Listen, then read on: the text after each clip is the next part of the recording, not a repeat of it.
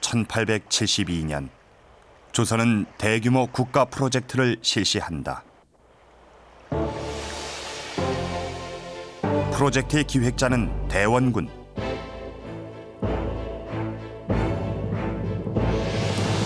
이 국가 프로젝트는 바로 459장의 그림 지도를 만드는 것이었다. 북한 땅에서 제주도까지 전국의 각 마을 구석구석이 담겨져 있는 459장의 그림 지도. 이 속엔 우리가 알지 못하는 보물이 숨겨져 있다.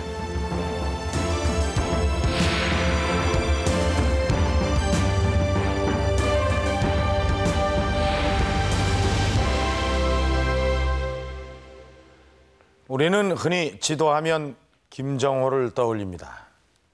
그의 대동여 지도는 지금의 지도와 비교해봐도 손색이 없을 만큼 아주 과학적이고 현대적입니다. 그런데 김정호의 대동여 지도 못지않은 지도가 또 있습니다. 바로 이 지도입니다. 우리에겐 더없이 소중한 보물 지도입니다. 어떻습니까? 여러분이 보시기에도 얼마나 화려하고 아름답습니까? 이 조선시대에 만들어진 지도라고 믿기지 않을 정도인데요. 또 요즘에 이 관광 안내 지도나 문화 지도처럼 그림으로 그려져 있어서 보기도 쉽고 전국이 한눈에 들어옵니다. 이 그림 지도는 김정호의 대동여 지도가 탄생한 10년쯤 후인 1872년에 전국에서 만들어졌습니다.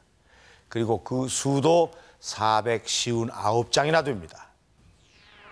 자, 이 지도를 한번 보시죠. 여기는 전라도 광주 지역의 지도입니다. 그 예향의 도시답게 아주 잘 그려져 있습니다.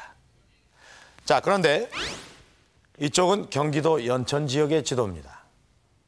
근데 이 광주 지역의 지도보다는 그 분위기나 모습이 완전히 다릅니다. 이처럼 400여 장이나 되는 이 그림 지도들은 색깔이나 표현 방식, 그 담겨진 내용들이 아주 각양각색입니다. 그렇기 때문에 각 고을의 개성과 그곳 사람들의 인식이 그대로 드러나 있습니다. 그러니까 지도라기보다는 이 개항 이전의 조선의 마지막 모습을 담은 기록 필름인 셈이죠. 자, 지도를 좀 더 구체적으로 살펴보도록 하겠습니다. 자, 지금 이 지도는 충청도의 연산 지역입니다. 이 지도에 아주 재미난 사실이 표현이 되어 있습니다. 하천가를 한번 자세히 보시죠. 여기에 둥근 모습으로 그려져 있는 게 있습니다. 이게 뭘까요? 바로 가마솥입니다. 그런데 이 가마솥이 왜 하천가에 놓여져 있는 것일까요? 지금 이 가마솥이 어디에 있는지 충청도 연산으로 가보도록 하겠습니다. 지도에 그려진 가마솥은 충남 논산의 개태사에 있었다. 하천가에 그려진 가마솥이 이곳에 있는 이유는 무엇일까? 개태사는 936년 고려 태조 왕건이 세운 사찰이다. 가마솥은 이 절이 창건될 때 만든 것이었다.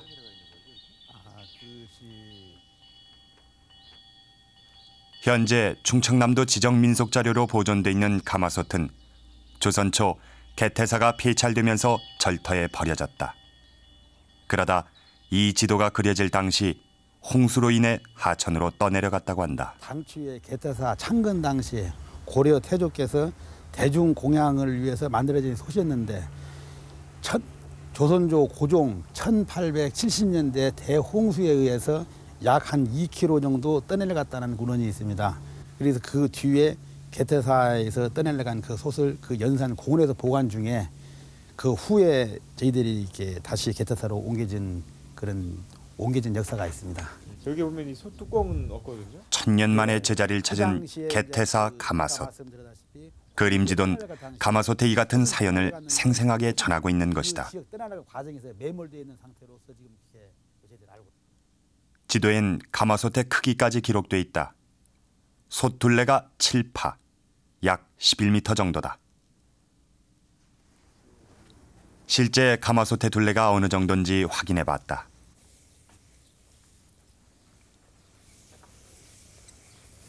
측정 결과 솥 둘레는 9m 20cm. 깨진 부분을 감안하면 지도의 기록은 비교적 정확했다. 천여 명을 먹였다는 대형 가마솥. 지도는 이처럼 창건 당시 사찰 규모까지 짐작해야 한다. 충남 대흥지도에도 특이한 것이 보인다. 산 정상엔 왕실의 태를 보관한 태무덤이 항아리 모양으로 그려져 있다. 태무덤들은 예산군 대흥면 사무소 뒷마당에 옮겨져 있었다.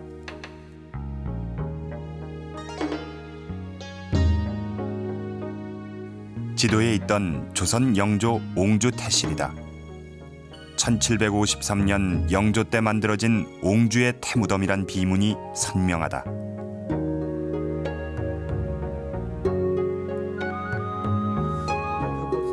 조선 현종대왕의 태무덤도 찾을 수 있었다. 비석은 없고 태항아리만 남았다. 일제시대 대부분 독을 당하고 성물만 남은 조선 현종과 영조 옹주 태무덤. 그림지도를 통해 원래 위치와 그 모습을 확인할 수 있었다. 그런데 지도에 분명하게 나타난 고려 태실은 보이지 않았다.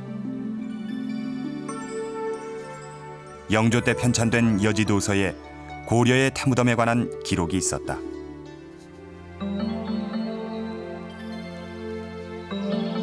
지도에 표시된 위치를 따라 고려 태무덤을 찾아봤다.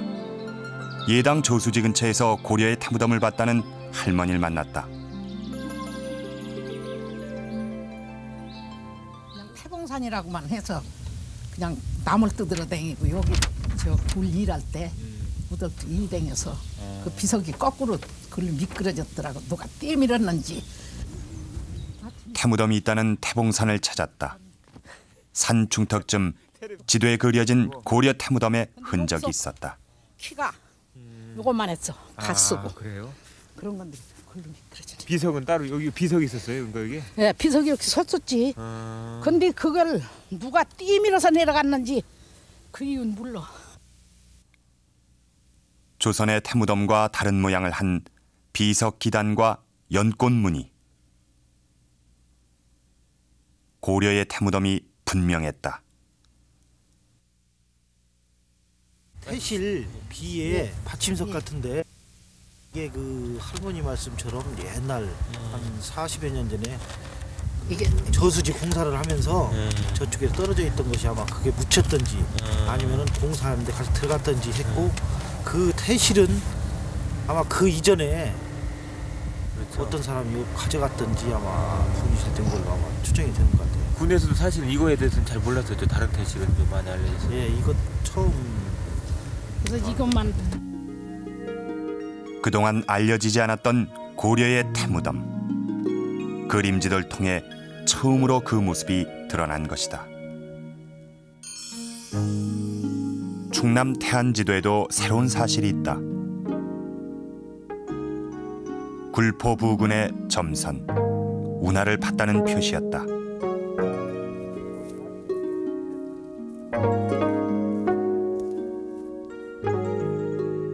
고려 인종 때부터 뚫기 시작한 운하는 약 500여 년간 계속됐다. 이곳이 역사적 지금도 이곳엔 운하를 판 흔적들이 남아 있었다.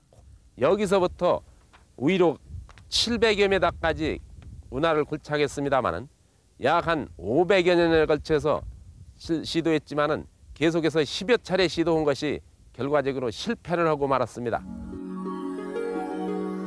굴포 운하는 삼남 지방에서 거둔 쇠곡을 수로를 통해 안전하게 운반하기 위한 것이었다.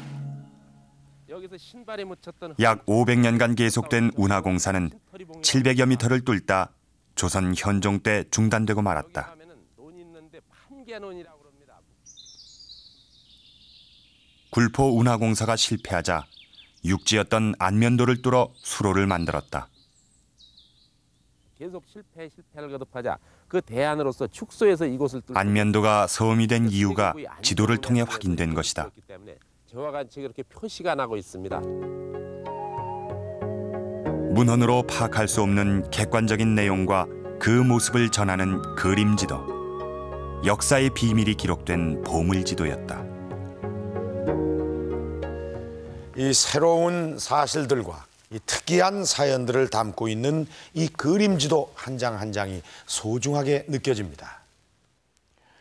459장의 보물지도 중에서 특별히 눈에 띄는 것이 있습니다. 바로 이것입니다. 전라도 남원지도입니다. 400여 장의 이 지도 가운데서 가장 아름답게 그려진 것이죠. 또 이 속에 담긴 내용도 아주 상세하고 풍부합니다. 지도가 아니라 산수화라고 해도 될 정도입니다. 이 지도가 이렇게 산수화처럼 그려진 데는 그럴 만한 이유가 있습니다. 당시 조선은 보이는 풍경을 있는 그대로 그리는 진경산수화가 유행을 하고 있었습니다. 그러니까 이 군현 지도를 제작하는 화원이나 관리들도 이 화풍의 영향을 받을 수밖에 없었던 것이죠. 이 지도가 얼마나 산수화와 비슷한지 이 지도 속에 있는 건물이 빠져나가면 산수화가 되고 또 이 건물이 다시 들어가면 지도가 될 정도입니다. 그러니까 이 읍성이 산수화와 지도를 구별해 주는 부분인데 읍성은 아주 자세하고 크게 그려져 있습니다. 그러니까 이 지도에 그려진 읍성을 보면 마치 활짝 핀 꽃의 꽃술 같지요. 그런데 이 꽃술 속에 조선 읍성에 대한 새로운 사실이 숨어 있습니다. 꽃술처럼 그려진 읍성의 실제 크기는 어느 정도일까? 임동일 박사와 함께 남원지도와 현대지도를 비교해 보기로 했다. 작업은 쉽지 않다. 우선 그림지도에 표시된 산과 강, 읍성 등의 현재 위치를 추정해내야 한다. 그런 다음 지형도에 그것을 다시 옮겨놓아야 하기 때문이다. 저 지도에 있는 내용을 거꾸로 이제 이 현대 지도에다가 이제 떨어뜨려 봅니다. 그 내용을 그려보고 그러면서 현재의 남원이라는 이 지역의 모습을 과연 고지도에서는 어떻게 표현을 했느냐, 그리고 어떠한 부분이 왜곡되어 있고 어떠한 부분이 과장되어 있고 또는 어떠한 부분은 축소되어 있는가, 이러한 하나의 특징을 좀 찾아내보는 그런 작업이라고 할 수 있습니다. 정확한 비교를 위해서는 현장 확인이 중요하다. 객사로 사용했던 용성관인데 6.25 사변 때 소실되고 현재는 용성초등학교로 이용하고 있는데 기단석이 지금 남아있는 기단석이 지금 이 정도입니다. 운동장 한켠에 모아놓은 주춧돌과 기단석들. 객사터임이 확실하다. 동문터는 지금 이쪽에 지금 여기 길 있지 않습니까? 예, 바로 보이는 도로. 읍성의 중심을 파악한 뒤 성문과 성곽의 현재 위치도 알아봤다. 지금 기차가 지나가는 그 자리가 예. 북문 성터 자리입니다. 네. 예, 그리고 남원역이 북문 북쪽 문, 북문 자리고, 이쪽에 하고 남쪽 성벽하고 서쪽 성벽은 지금 현재 도로로 다 돼 있습니다. 도로로. 현장이 확인된 곳은 사진까지 찍어 그 위치를 기록했다. 답사를 통해 남원 읍성의 성곽들이 있던 자리엔 도로가 들어섰고 읍성 자리엔 시가지가 형성됐음을 알 수 있었다.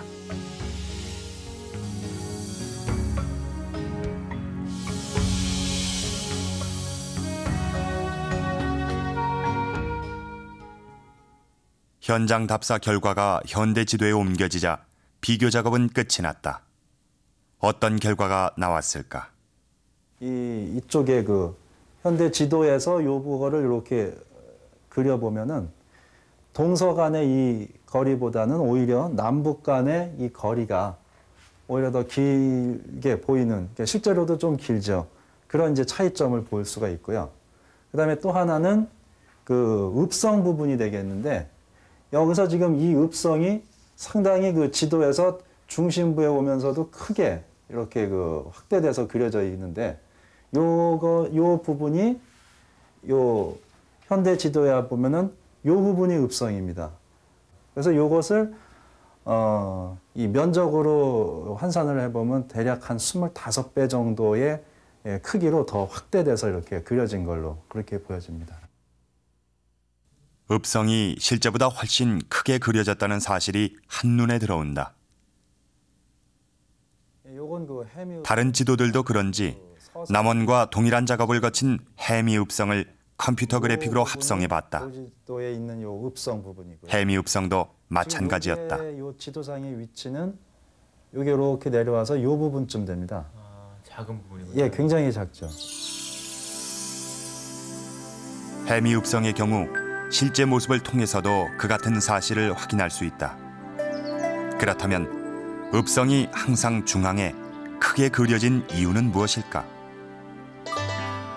당시 사람들의 의식 속엔 읍성이 중요하게 자리 잡고 있었다. 그 같은 생각이 지도에도 반영된 것이다. 고지도성에 보면은 항상 읍성은 읍치지기 때문에요. 그래서 군사적인 목적으로 축조됐지만은 원래 정치, 경제, 사회, 문화의 중심지거든요. 그렇기 때문에 항상 지도상에서는 중심에 나타나게 되죠. 그래서 이제 실제로는 그 천화관에 의해서도 항상 중심에 위치하게 돼 있고, 인근 20 내지 30 이상에 있는 그 인근 마을에서 그 읍성으로 들어와서 방어할 수 있도록 그렇게 전부 배려가 돼 있습니다. 남원 읍성도 마을에서 20-30리 떨어진 곳에 있었다. 이것은 주민들이 하루 만에 왔다 갔다 할 수 있는 거리였다. 읍성이 위치하는데 주민들의 편의가 고려됐다는 사실은 동국여지 승람에도 잘 나타난다. 읍성 내 건물들도 주민들의 편의에 따라 배치됐다. 주민 행정을 담당하는 기관은 대부분 접근이 쉬운 바깥쪽에 위치했다. 객사라든가 동원 그런 것 같은 그 이제 행정 중심 그 지방 수령이라든가 또는 그런 그 이제 국가를 상징하는 그런 건물들은 상당히 내부 쪽으로 안쪽으로 이렇게 와서 배치되는 반면에 그 외곽 쪽, 즉 그 일반인들이 그 접촉하기 쉬운 그런 쪽에는 그 행정 실무청 같은 것들이 이렇게 배치되는 걸 봐서는 그 시대에도 상당히 일반적인 시민들의 그 어떤 그 생활의 편리성이라는 측면을 많이 감안을 하고 있었다. 남원의 경우도 마찬가지였다. 교통이 편리한 남문과 동문 쪽에 주민들의 구제기관인 보민청과 부역을 담당한 연호청, 작청과 향청이 있었다. 이 동문과 남문은 다른 두 문과 달리 이 굵은 대로입니다. 이 대로가 집결되는 그러한 그 교통의 거점으로 볼 수 있고, 그러한 교통의 거점이 두 동문과 남문이라면 이쪽은 이 두 쪽이 두 방면이 이 읍성 전체에서의 외부, 그 반대쪽으로는 내부 공간 이렇게 생각을 할 수 있습니다. 그랬을 때 이 외부 공간 쪽으로 이 일반 행정 실무청들이 이렇게 배치되어 있다는 사실은 이 청사를 이용하고자 하는 그러한 일반 백성들의 그 접근의 그 교통 편리성을 감안한 그러한 배치라고도 생각을 할 수 있습니다. 그림지도를 통해 드러난 조선의 읍성. 그 속엔 읍성의 모습뿐 아니라 당시 사람들의 인식까지 담겨 있었다.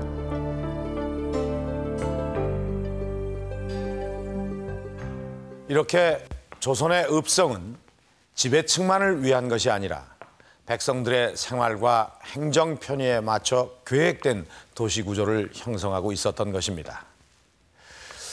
생각과는 달리 당시 백성들이 단순히 통치의 대상만은 아니었던 것이죠.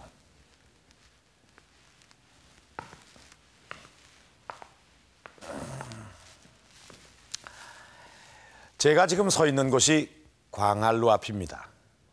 이 광활루 오작교 하면 이 춘향의 정절과 함께 남원의 상징인데 아마 당시의 사람들도 이것을 중요하게 여겼던지 지도에 아주 이렇게 큼지막하게 그려져 있습니다. 또 이 광활루 옆으로 이 울창한 숲이 보입니다. 독림, 동쪽에 있는 숲 이렇게 쓰여져 있습니다. 줄기와 이 가지까지 아주 섬세하게 그 나무를 표현을 해놓고 있습니다. 얼핏 보기에는 그냥 일반적인 숲 같은데 왜 이렇게 눈에 띄게 그려놨을까요?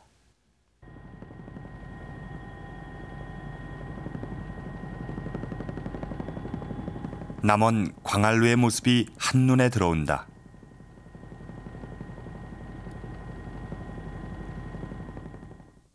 하지만 광활루 옆에 그려진 울창한 숲은 보이지 않는다.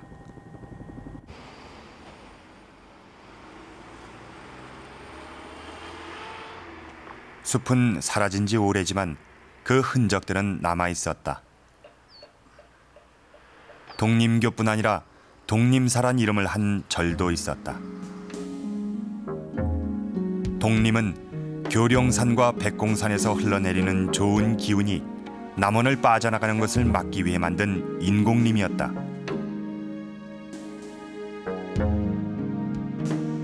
풍수지리 사상의 바탕을 둔 숲은 다른 지역 지도에서도 항상 나타난다.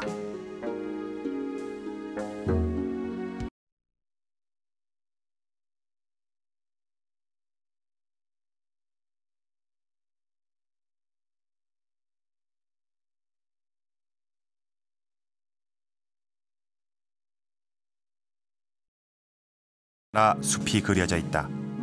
숲이 읍성을 둘러싸는 모습이다. 이 지도에 잘 나타나 있는 현상 중에 하나가 각 읍지 주변에 그 임수라고 하고 또는 이제 비보림이라고도 하는 인공림입니다. 이것은 인위적으로 조성한 숲인데요. 이 인공림 같은 경우가 아주 지도에 잘 그려져 있습니다. 이것은 그 당시 사람들이 이걸 아주 중요시했던 결과인데 이것의 기능을 보면 첫째는 우선 그 풍수적인 그 비보의 역할이 있습니다. 이곳에 숲을 조성함으로써 이제 지기가 허한 점을 보완해 주는 것이 있고요. 그것은 이제 명분이고 실질적으로는 또 이 숲을 조성함으로써 실질적으로 풍수해라든가 홍수를 막을 수 있고 또 아름다운 경관을 조성을 할 수가 있습니다. 풍수지리는 물론 실질적인 기능을 한 것은 인공림뿐만이 아니었다. 남원의 경우 인공산을 만들기도 했다.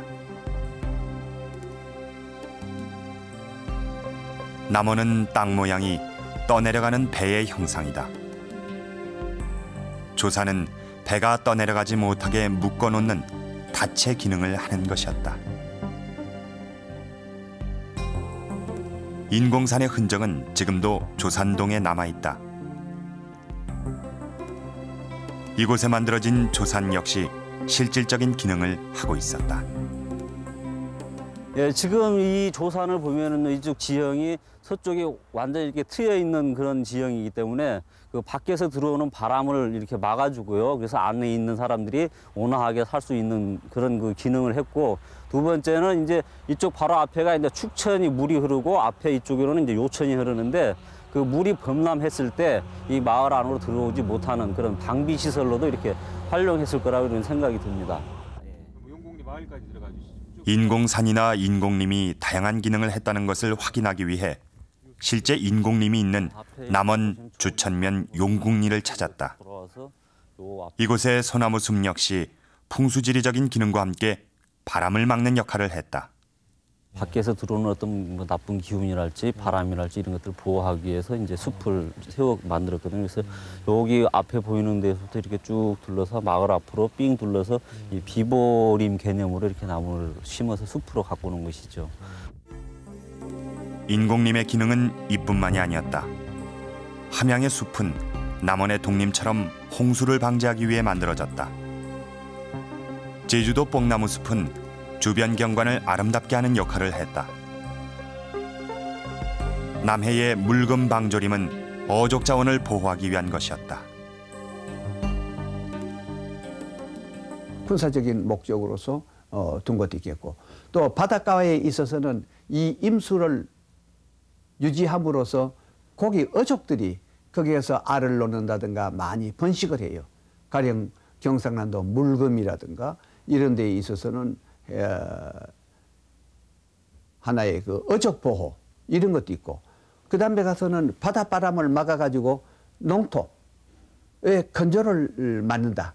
그래가지고 곡식의 생산성을 이것을 높인다. 이런 것도 있습니다. 인공림은 기능에 따라 나무의 종류가 달랐다. 남원의 독림은 어떤 나무였을까? 용성지에 기록된 시구절은 버드나무였음을 추정하게 한다. 일제시대 조선 총독부는 전국의 인공림을 조사했는데 이 자료엔 남원의 독림에 대한 기록도 있다. 독림에 팽나무, 버드나무가 있다고 쓰여져 있다.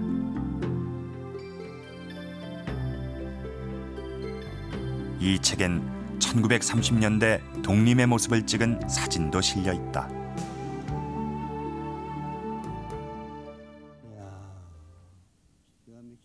남원 독림의 수종에 대한 해답은 의외로 전문가의 지도 분석을 통해 나왔다. 이거 너무 잘 됐네요. 예. 이 화법은 이것은 버드나무요. 임수로서 기능을 발휘하자면 첫째 나무의 성질로서 말이죠. 오래 살아야 되고 또 나무가 굵게 돼야 되고, 그 다음에 키가 커야 되고, 또 그 다음에 가서는 여름에는 짙은 그늘을 만들어줘야 되고, 또 보기에 좋아야 되고, 이런 특성을 가지고 있는 나무가 임수로서 이것이 뭐냐 하면은 채택될 수 있는 조건이라고 볼 수 있습니다. 그러한 조건을 만족시키는 나무로서 우리가 든다면은 느티나무, 해와나무, 팽나무, 왕버들, 소나무도 들어가겠고, 이러한 등등의 나무가 주로 그 임수를 구성하는 우리나라에 있어서의 주수조입니다. 그림지도는 조상들의 과학적인 환경의식까지 보여주고 있는 것이다.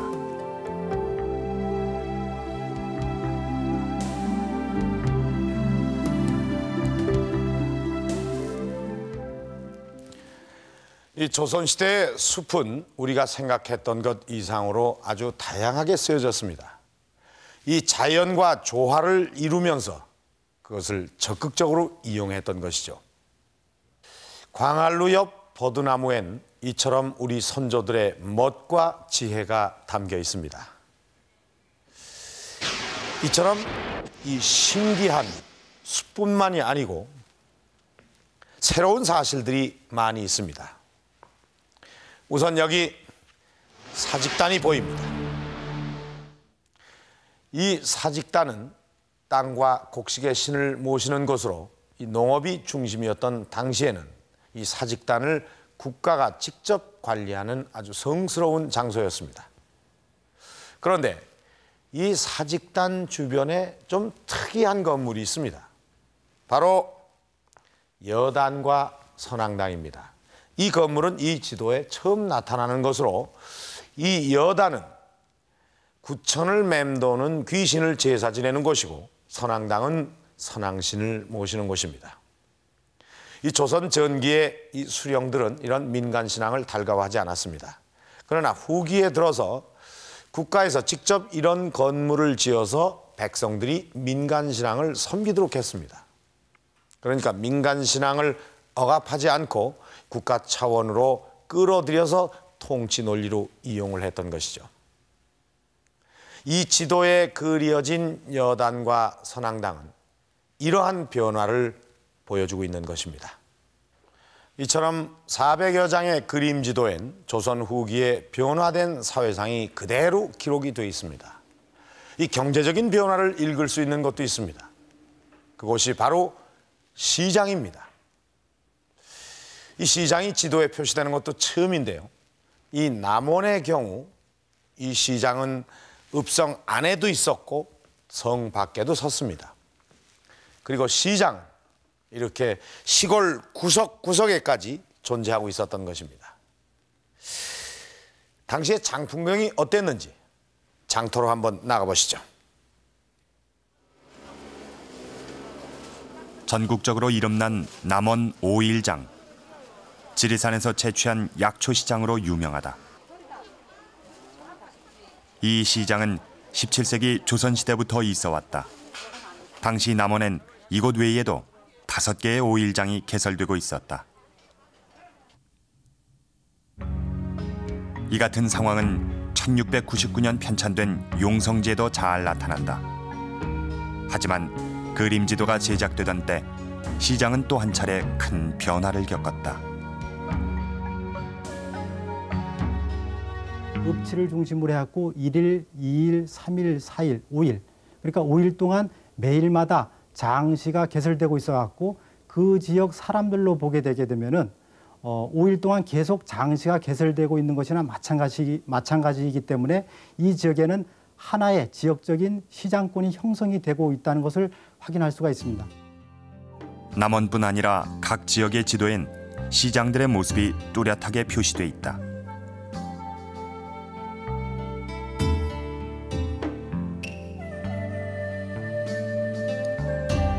충남 천안지도엔 시장과 함께 개시일이 따로 기록돼 있다.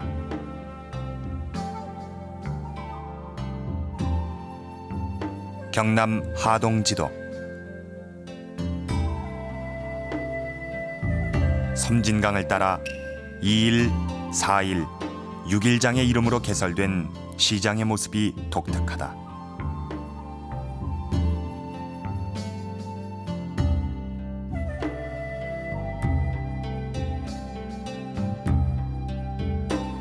지도엔 화개장터도 보인다. 도로는 시장의 발달에 중요한 역할을 했다. 그림지도에 처음으로 도로가 선의 굵기를 달리하고 그 거리까지 나타나 있다.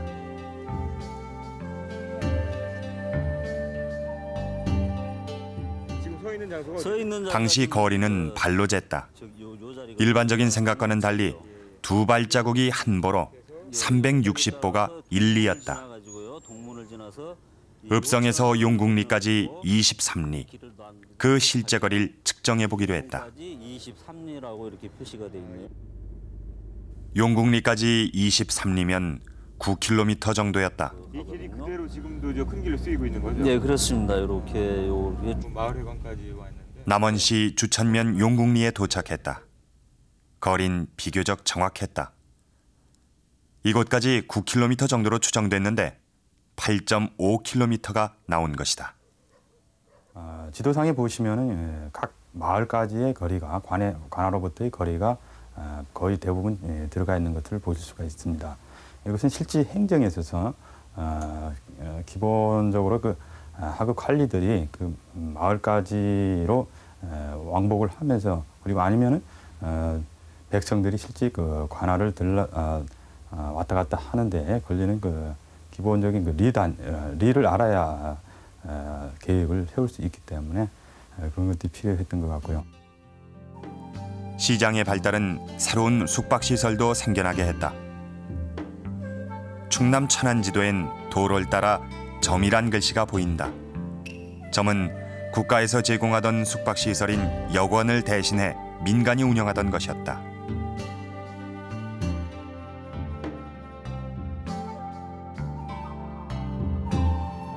전남 목포진 지도엔 도로 옆에 주점까지 그려져 있다.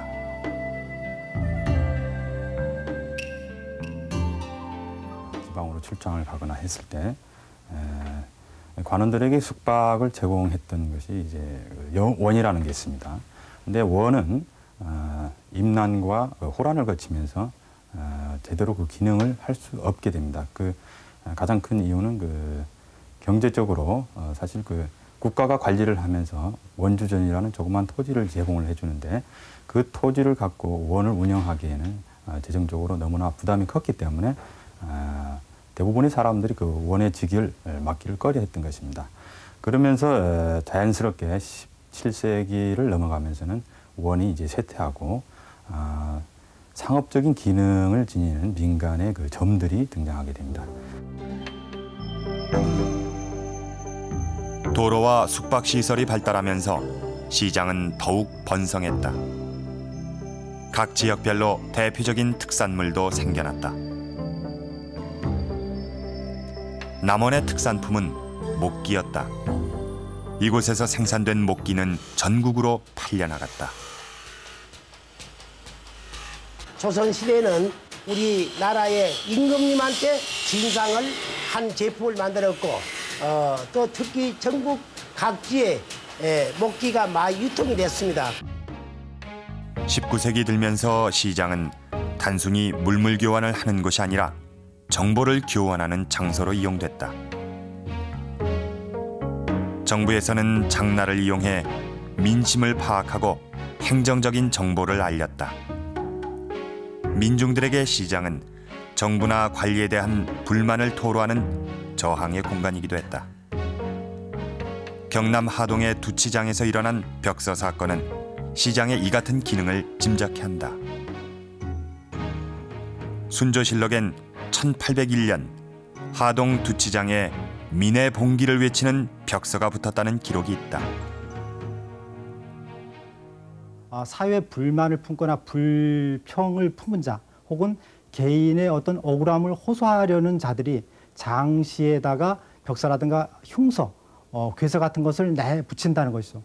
그러니까 이와 같은 것을 통해서 장시는 조선 후기에 있어서는 그 지역 주민들에게 있어서는 없어서는 안 될 아주 가장 필수적인 그런 요소로 작용하기도 했고 어떤 민심의 동향이라든가 아니면은 민중 저항의 그런 장으로도 활용되기도 했다는 것을 알 수가 있습니다.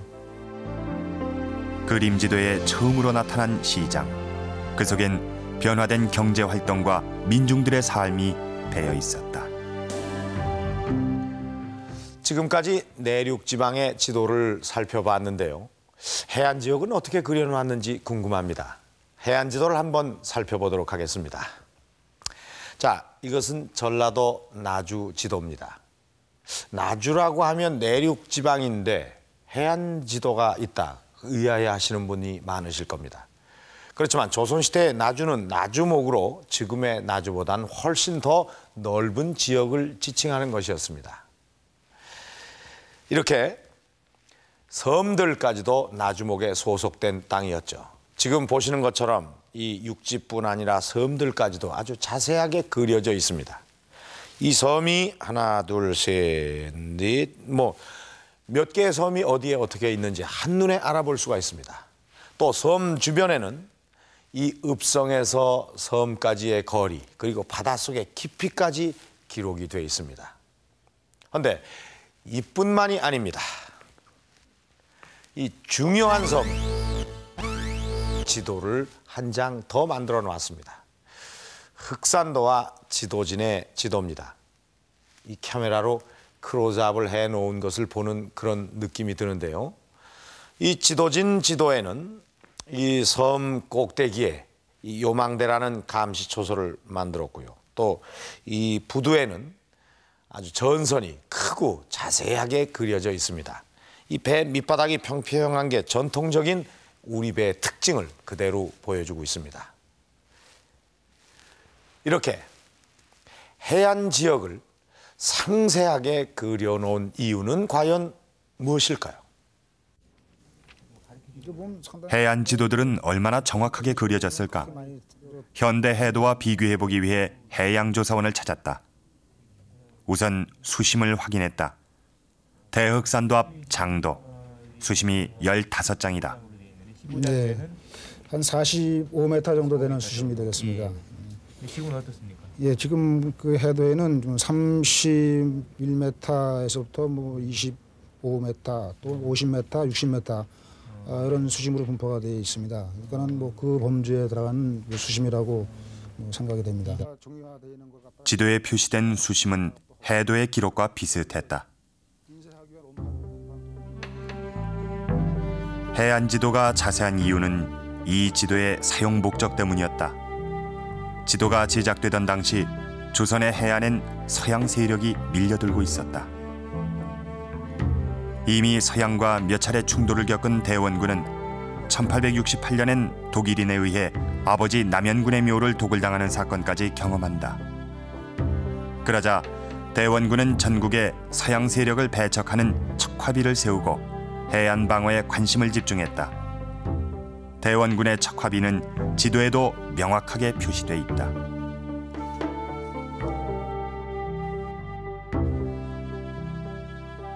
서양 오랑캐가 침입하는데 싸우지 않으면 화친하는 것이요. 화친을 주장하는 것은 나라를 팔아먹는 것이다. 그림지도는 대원군의 이 같은 의지가 담긴 국방지도였다. 1872년은 우리가 외국과 수교를 맺기 4년 전입니다. 즉 18세기 중엽 이후 아시아로 본격적으로 밀려 들어왔던 서양 세력과 우리가 무력 충돌을 겪은 직후입니다. 이 지도들의 그 분포를 보면은 9년 전 459매가 남아 있는데요.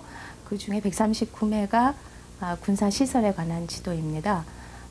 이것을 통해 볼 때 1차적인 목적이 군사적인 방어, 특히 해안가의 수군 시설에 관한 것이 주축을 이루고 있어서 해방의 주요 목적, 즉 제작 목적이 있었음을 알 수 있습니다. 해안 방어에 대한 대원군의 의지는 지도 곳곳에 나타난다. 경기도 대부 지도엔 해로가 점선으로 나타나 있고 이양선이 지나간 자리까지 기록돼 있다. 전남 한평 지도. 산봉우리에 그려진 봉화가 불까지 뿜어낸다. 해안가엔 각종 배들의 모습이 자세하다.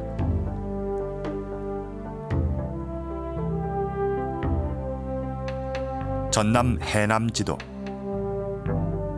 나란히 세워진 배 가운데 거북선이 눈에 띈다. 이때까지 거북선이 있었다는 것이 지도를 통해 확인된 것이다. 거북선은 순천 지도에도 보인다.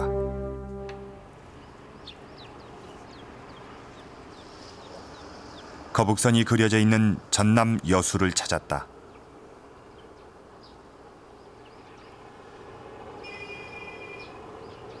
거북선이 놓여있던 진남관 앞은 매립돼 시가지가 들어섰다.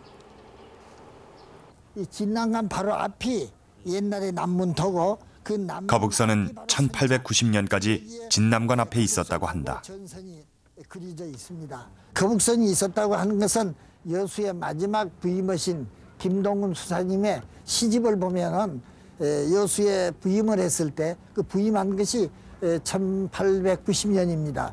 그때 부임을 했을 때 빈 그 거북선이 어덕에 쓸쓸하게 매여 있었다. 그 구절만 보더라도 그 당시까지만 해도 지금부터 한 100여 년 전까지만 해도 여수에 거북선이 있었다. 당시 대원군 국방정책의 핵심은 포군을 증설하는 것이었다. 그림지도에 새롭게 표시된 포수청은 이 같은 사실을 잘 보여준다.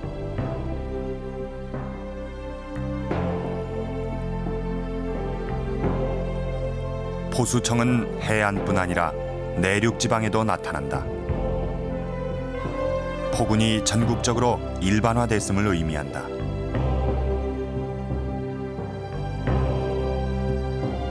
충북 황간지도. 포수청이 신설됐다는 사실까지 기록하고 있다. 이곳엔 특이하게 포수들의 집단 거주지로 추정되는 포수촌도 보인다.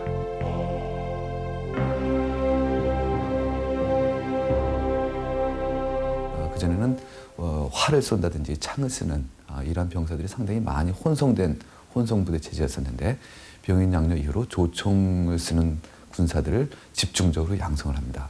그 사람들을 포수라고 하죠.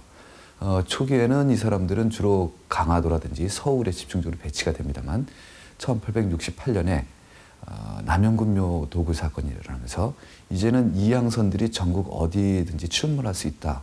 그리고 그것이 조선에게 큰 위협이 될 수 있다는 것을 아니까 그런 조총을 쓰는 포수들을 서해안 일대로부터 갑자기 이제 증설을 해나가기 시작합니다.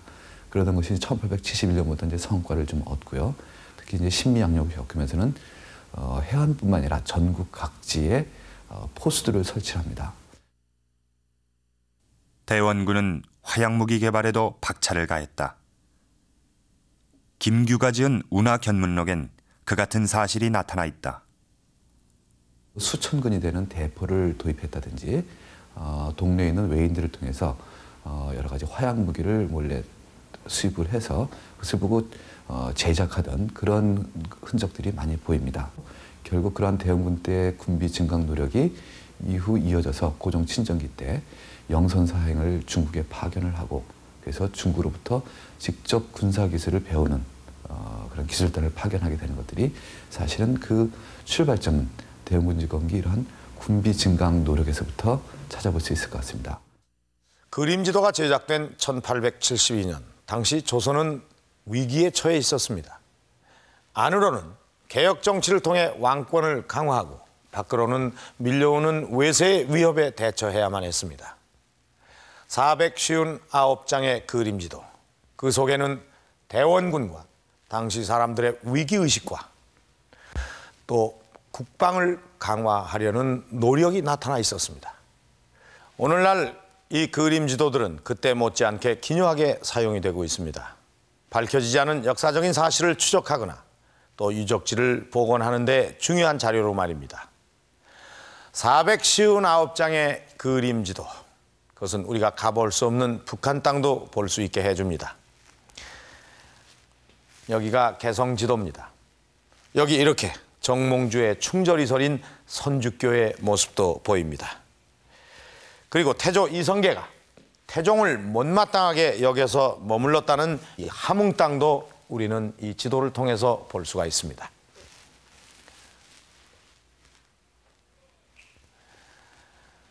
(459장의 그림지도), 그 속에는 이 땅에 살았던 우리 선조들의 삶이 묻어 있습니다. 당시 사람들의 과학과 예술, 그리고 그들의 희망이 담겨 있는 그림지도, 그것은 그 어떤 것보다 소중한 우리들의 보물입니다.